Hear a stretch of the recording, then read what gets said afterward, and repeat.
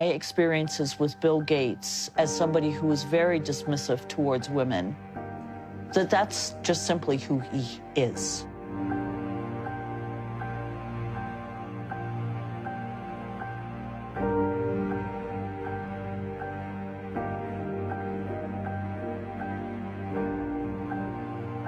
I remember walking into my first board meeting.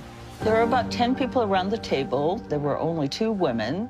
There was a presentation on the succession for the people who might succeed the CEO. There were 50 people on the list. They were all male. When I commented that there were no women on the list and there were only 2 people of color in there, that's when he yelled at me, "Are you trying to destroy this company?" And I was like, "You what?" Did that really happen?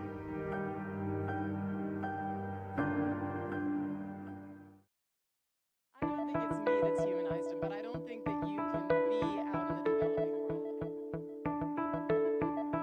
world. I think with the Gates Foundation, Bill very deliberately wanted to fix his terrible reputation. It was definitely a very successful move in terms of changing how people saw him.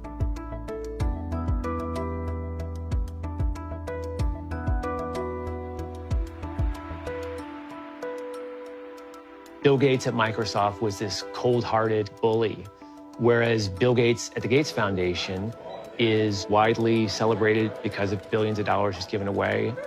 But it's not the innocent humanitarian organization that we've been led to believe it is. Almost all of the Gates Foundation's work is directed at poor Black and brown people. But most of the money it gives out, it doesn't go to Africa, as the marketing message would suggest, is going to organizations in wealthy nations.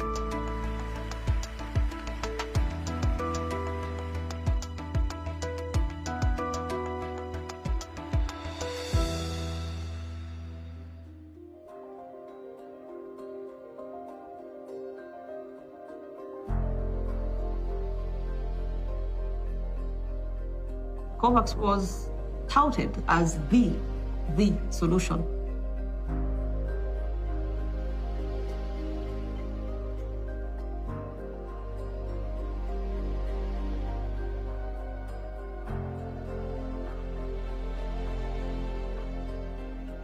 That was the worst thing he did in the pandemic. The University of Oxford, who invented the British vaccine, initially said they wanted it to be patent-free.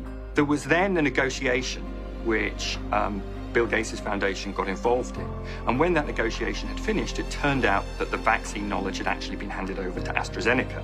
And they were suddenly in charge of who could buy it, of who could produce it, of who ultimately got it.